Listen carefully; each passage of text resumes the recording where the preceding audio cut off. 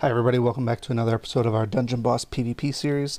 Today we're going to be taking a look at how we can take down some of these Shade Hopper teams that are floating around out there. Probably by far the most common meta in PvP that I'm seeing right now is Shade plus Hopper plus Solaris plus one other. Could be another beast. A lot of times it's another beast like Grognog, but it could also be somebody like Shadowblade, not so much Kira anymore. I've now been seeing Zom in the mix. Pretty much any other fourth is pretty much common. So we're going to look at how we can take these teams down. A lot of people are running into some essentially unkillable hoppers, and it's causing a lot of grief. And myself included, I do not take credit for the team that we're using today. I have a number of brethren in the Justice League that have tested this out and ultimately made it is what it is today. So not saying that Justice League is the one that invented it or created it, and if you're someone from another guild and said, hey, I came up with this idea long before you did, I'm not trying to steal anyone's idea. I'm just trying to spread the wealth and say, here's how you're going to take these teams down. So let's get into a raid here and see if we can take one of these on here. I'm just going to go ahead and grab the right one here. So here we go, Shade Hopper, Grognog, and Solaris. Like I said, this is probably the most common defense that I see out there right now. And it's causing a lot of people a lot of problems. Mostly because of this here. Life, Power, Survivor Rune, Precision Rune. This one actually won't be so bad, but a lot of times you're going to see dual planning runes, 2 Bulwark runes, and probably an Aegis rune. And basically you have a full damage reduction Hopper, which makes her very, very difficult to kill. So going into these fights here, you do need to have a pretty specific rune loadout. I'm not going to sugarcoat it there. You want to have a powerful Shade in terms of attack. You want to have your own defensive Hopper as well. From there, you just need some good support. Pour your best runes on Solaris, and pour the remaining best of your runes on Echo. So the team that we're using is not quite this one. We're using Shade Hopper against Shade Hopper. Then we are throwing Echo in the mix, and we are also throwing Solaris in the mix. Now I get it that not everybody has Solaris. Not everybody has a really strong Hopper. Not everybody has a really strong Shade. If that is not you, I apologize, but this is the single best team right now for taking on these Shade Hopper teams. So let me break down a little bit what we're looking at here and why we choose this team. The Echo mechanic is mainly so that he can't be killed by Shade or by well, he can get killed by Solaris, but mainly it's so that he can't get killed by Shade. Echo, being a light hero, is a lightning rod for Shade's attacks, and since he's spirit immune, Echo doesn't die. On top of that, he also has that passive that prevents him from dying in the first round. That's always beneficial. But the goal here is ultimately so that we can take care of their Hopper first, and then once we get rid of their Hopper, as long as we don't let Shade possess, which means we have to make sure we keep our Hopper alive, we're golden. That's the whole mechanic behind this team, is kill their Hopper at all costs. If their Hopper kills our Hopper, or their Shade kills our Hopper, I mean, you're screwed. Maybe you'll still win sometimes, but the thing is, we want to be able to have a revive of Solaris. If we can't revive a Solaris, we're in a world of hurt here. We also need our Hopper alive to ultimately negate the beast mechanic on their end, and ultimately the revive from their Solaris as well. So the order, you should always go Shade first. Always, always, always go Shade first, then put your Hopper. The order of Echo and Solaris is probably not as crucial. I tend to put Echo first, but you could do either or. Alright, let's get into the actual raid. Because we went full defense on our Hopper, and Shade is just downright strong to begin with, nobody's going to die in this first opening salvo against their Shade. That's a big key here.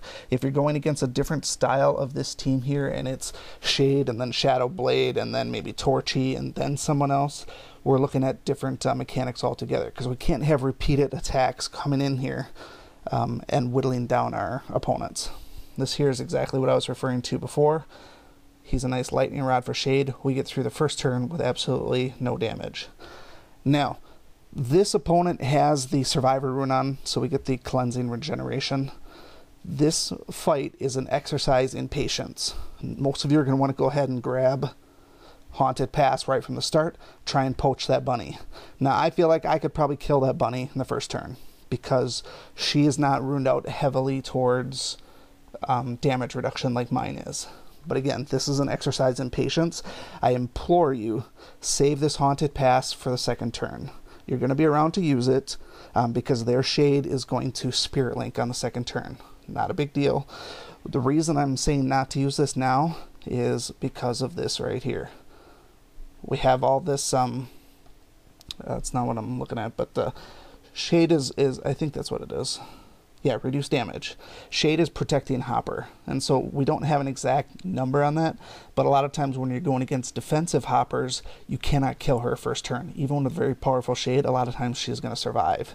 So do the smart thing, do a basic attack on Hopper first, and actually doesn't matter who you attack, because after the first turn, their Solaris is going to heal everybody anyways. But I'm going to go ahead and do it on Hopper anyways, because I know she's weaker. It's possible I might get an epic attack and actually just flat out kill her. If I don't kill her on the opening turn, I know that I'm going to be able to kill her in the second turn, because that Shroud's going to be gone.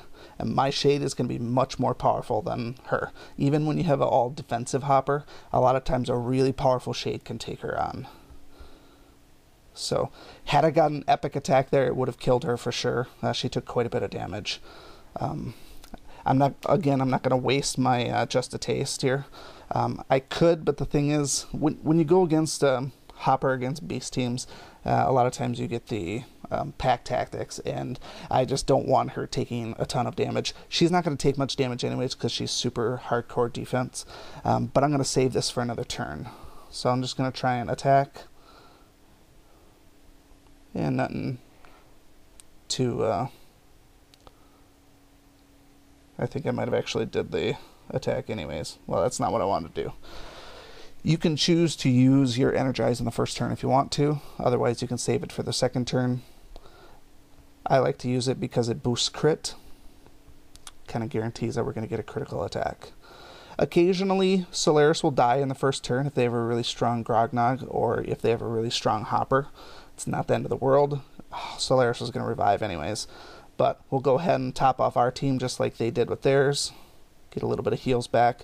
And now we enter in round 2. There's the Spirit Link that I was talking about. And now, there's no way this bunny here can handle a good shade. We saw what I did with the Shroud up with a basic attack. There's no way Haunted Pass does not kill this bunny. And just like that, down she goes. Next up, some people might want to say, try and go after Grognog first. You definitely do want to go after Grognog, but be careful about what skills you use. Now, had we already killed Hopper in the first turn, a lot of people want to use their Spirit Link on Grognog. Again, patience. If you use that Spirit Link, or you had used it to pretend Hopper was dead, and you use your Spirit Link on Grognog, you're wasting your Spirit Link, because Solaris is going to use her Phoenix move, and it's going to purge that. So right now, I'm going to take a gamble here and use my Hopper.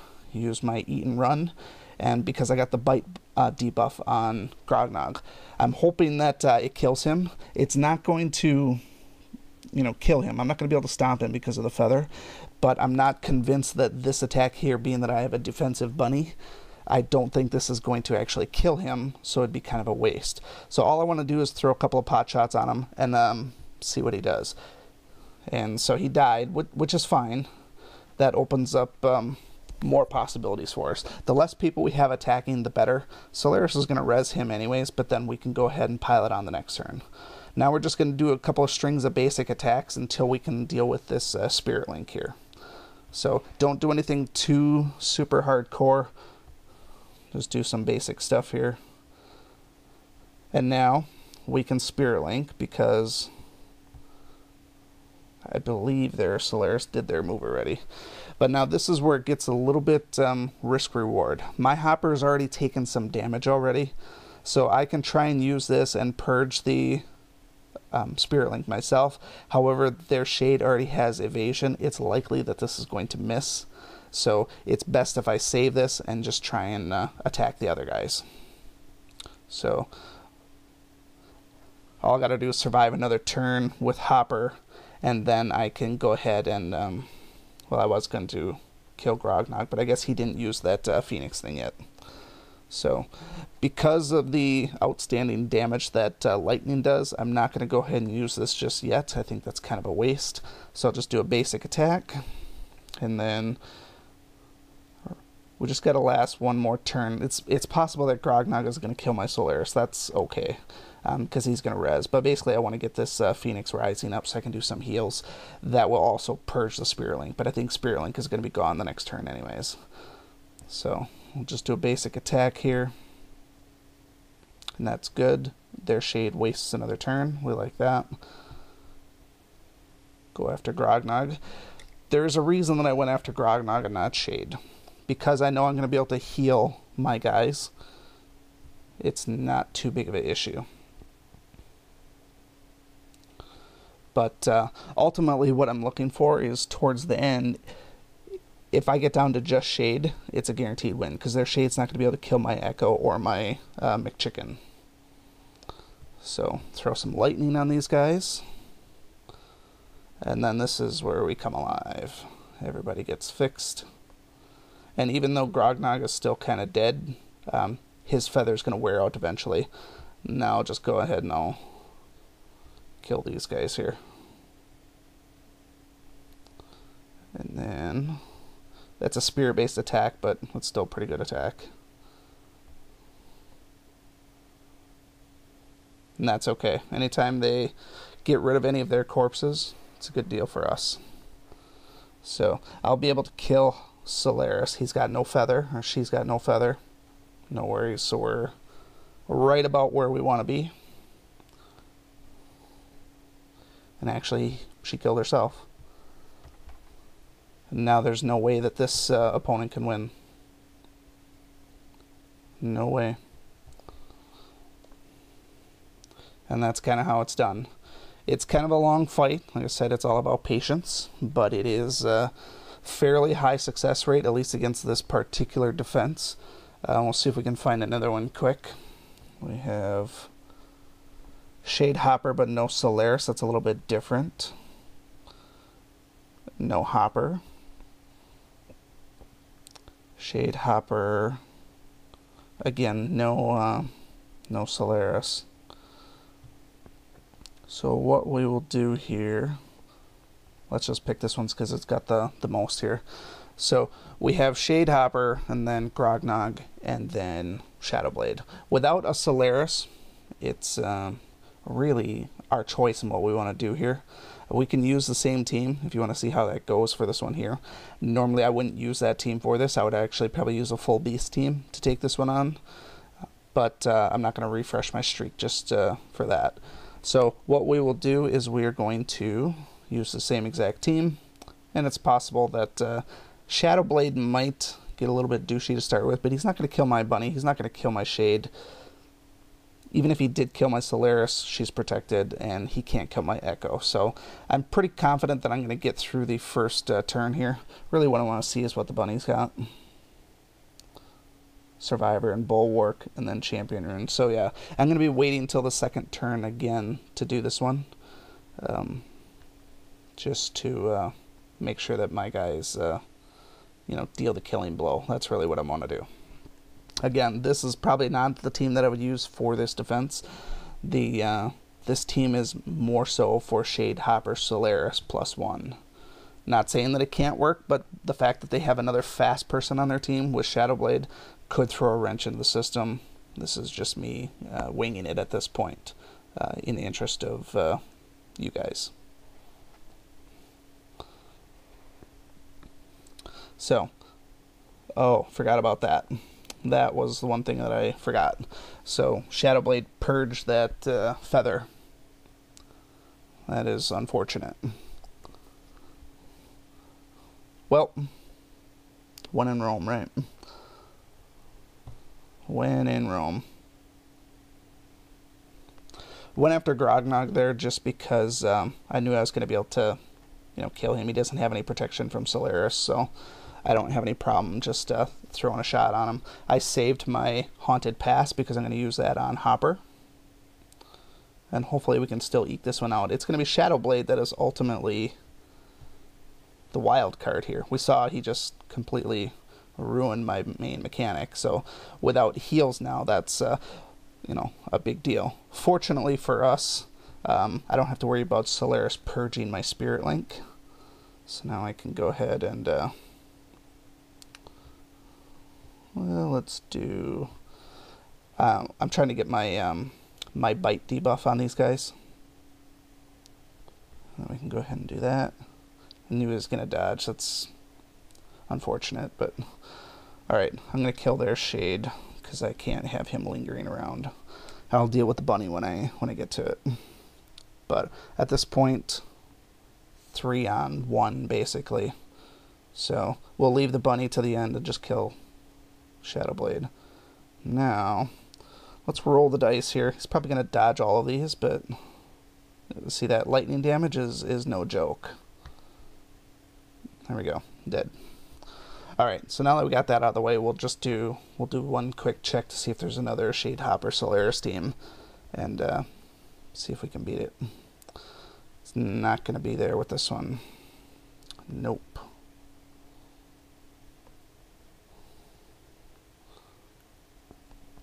Let's just do this middle one here with the Schliz. Same basic mechanic. Don't know why anybody still has Kira on their PvP defense, to be honest, but that's neither here nor there.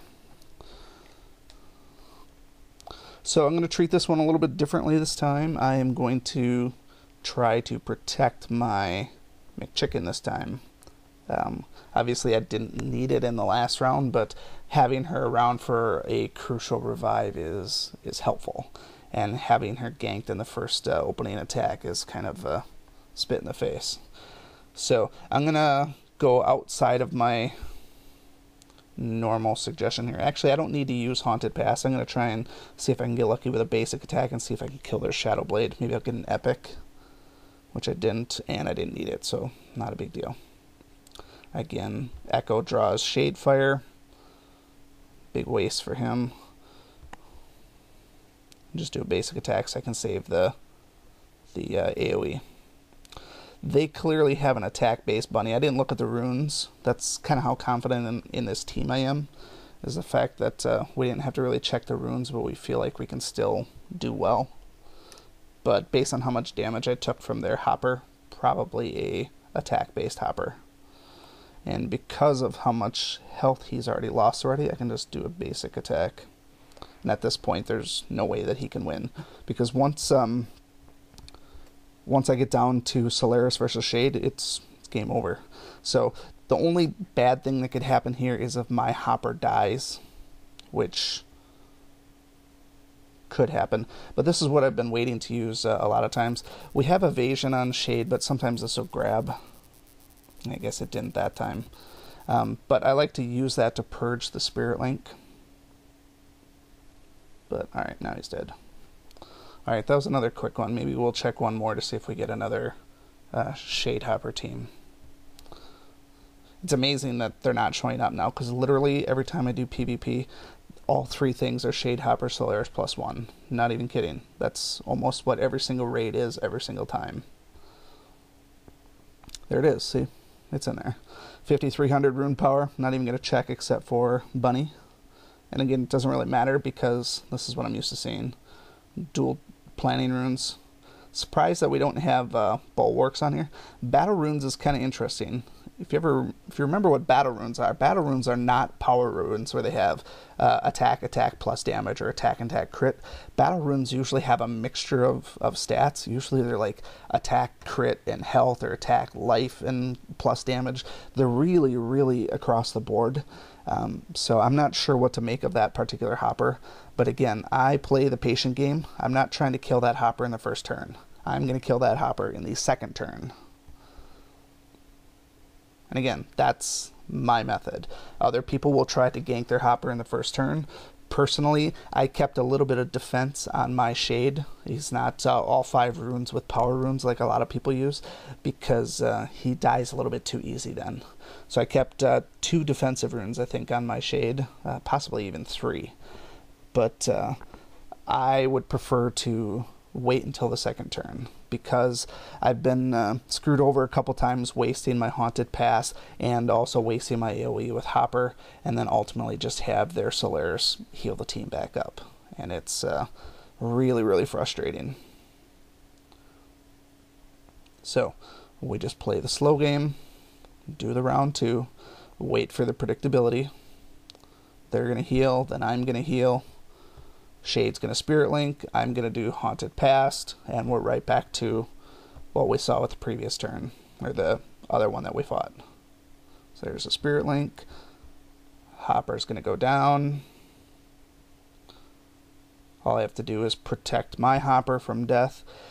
Their Solaris is going to be doing the Phoenix Rising, so if I were to use the Soul Devour and purge the feather from Grognog, it's kind of wasted. So we're gonna basically not do the evasion on this one. So when I do the eat and run, that's what we've been seeing the last couple. Their Shade is stealing my evasion from this, so I'm not gonna do that this time. I'll do a basic attack. That way, when it comes around to it and those other guys are dead, then I can safely purge that Spirit Link. So it might make the run just a tad longer, because I couldn't do a hardcore attack on that guy, but that's okay with me. Alright, so he still hasn't died, so what I'm going to do is I'm just going to go ahead and purge this off of here. And Solaris died. That's pretty common if you don't kill Grognog. He tends to get a little bit like that. But we have some Fury saved up here. And then we'll Spirit Link on Grognog. And that's pretty much the end of him. Throw some lightning out there. We'll take a little bit of residual damage from the frostbite, but not a big deal. Shade's not going to kill him. That's not a problem. And then Grognog's days are numbered now. Adios, sir. And to be honest, their Shade is toasted as well. And now we're in wind territory. It's unlikely that at this point they would be able to come back. Obviously, we could see something. Actually, no, with Shade dead, it's over. So my bird is going to come back, and it's always going to heal everybody. And so we're in guaranteed win territory again. So hopefully you guys are seeing a little bit more success using this team, rather than seeing all the Shade Hoppers and running in fear, or just not figuring out what you can do to get past it. So I know Echo is sort of an odd one. I would have never expected to use him myself. He was actually very low on my priority list for anybody to use.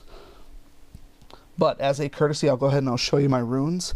Keep in mind that my runes are pretty stacked right now. I've been buying the Honor Shop runes every single week for the last 3 months or so. So I do have a lot of superiors saved up, and I have crafted a bunch of superiors as well. But using those PvP runes are really going to get you far here. So if you can start buying those, definitely do so. Also, this team here is going to be viable for lower levels as well. Obviously, you may not have a fully epic Echo. You may not have a 6-star Bunny or 6-star Shade. Unfortunately, there's nothing I can do to help you with that. But this should be an effective team for early on as well. But hopefully for you lower level players, you're not running into Shade Hopper, Solaris every single raid like I am, and you have a little bit more at your disposal. All right, let's look at my Shade first. So I'm using Power Rune. We have reduced damage from fire, but it's double attack, and it's actually fairly low as far as double attack compared to some of the PvP runes. But it's a superior, and I had it laying around. Duelist Rune, attack, health. I could easily swap out the health and do a defense. Damage versus rogue, I put this specifically on there to kill Hopper. Defense, damage reduction. Use this just for tank killers. Defense, attack, reduce damage from rogue, just in case they have Kiras out there, or if they have Shadow Blades, or if they have really strong Hoppers as well. Those are my 2 defense ones right there. And then my last one is attack damage. Attack, reduce damage from warrior. So basically I'm doing a lot of attack and then I'm getting a bunch of passives with some damage reduction. Keeps my shade alive pretty well. Attack is 6,800, defense of 3,200. He's got maxed out crit, so we're pretty good there. And his epic is maxed out. Next up is... should be Echo. Echo's epic is not maxed. I thought it was. I guess it's not. So you could easily do more here with the defense, max health, and skill. Obviously, I've neglected him significantly. So next time Babel comes up, I think it's actually still up right now. I'll have to farm this a little bit, but I am pretty deficient on some of the basic materials. His runes, we got this nice Guardian rune. Don't really need it in the first turn, but I like it because it's double defense and damage reduction. Champion rune, this was a reward for PvP a while back. This one I actually got when I did the, this was the only season that I did Boss 100. Not that I couldn't, but it's just that I chose not to for every other season. But the one season that I did do it, this was the reward out here. So I actually have 2 of these superior champions. Double damage reduction, crit, and electric skin. Greater power, actually, I should be looking for a superior for this one, but attack damage, attack, and then plus damage in PvP. To be honest, I don't know why I have this particular one on there. Typically, I go damage reduction with Echo. So damage reduction, health, and then extra damage there. And then another greater damage reduction from rogue, health, defense. Just some regular run-of-the-mill hardcore damage reduction. Oh, forgot to show you the stats. Stats are a bit misleading because of the rune on here. But should be still around like 3,000 defense or something. But crit chance is pretty moderate. His health is pretty moderate, but that damage reduction is no joke. Next up is the bunny. I have switched my bunny. I had attack bunny for the longest time, and she couldn't stay alive. I switched back to defense. So we have superior tactics. So we have 10% damage reduction. This one here could have just went with a bulwark, but I didn't have any left over. I couldn't find one that I wanted to steal from another hero either. Superior champion, defense, attack, and reduce damage from monster. I put the reduce damage from monster just in case there was other Koros out there, but honestly, I'm not seeing Koros on defense too much. And even with 10% reduction, Koros is still going to kill a weak bunny, but he shouldn't be able to kill mine. Champion, we got double damage reduction plus defense plus this really nice plus 10% damage reduction in PvP. I don't know where I got this one. This one had to have been a guild reward because it's only 4-star. So I believe it was something for guild performance. Superior planning, this one I actually crafted. Damage reduction, health, defense, and then plus 10 reduction. Pretty good stuff there. And then damage reduction, health, and then plus damage in PvP.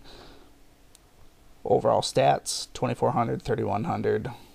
Crit chance is moderate, health is moderate, but she gets the job done. And then lastly, we got Solaris.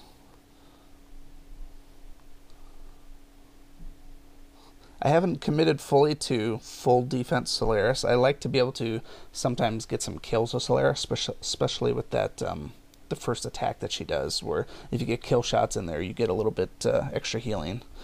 So I use champion, attack, defense, reduce damage from caster. Not really necessary on this one because most of the casters that are in there aren't going to kill her anyways, particularly Shade. Attack, crit, skill, reduce damage from dark. Again, that's just kind of out there. Superior champion, attack, defense. Again, reduce damage from caster.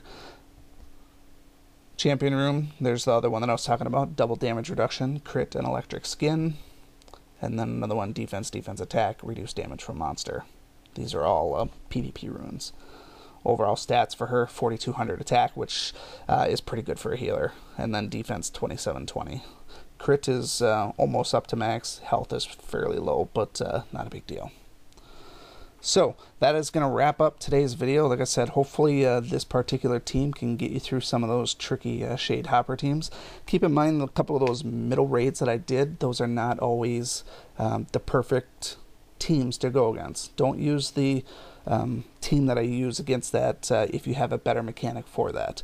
The team that I'm outlining here is mostly for Shade, Hopper, Solaris, and then one other. So you saw what Shadowblade can do to your Solaris, so you want to be cautious about that. Anyways, if you have any questions, comments, concerns, feel free to leave them below. Otherwise, we will see you again next time. Thanks.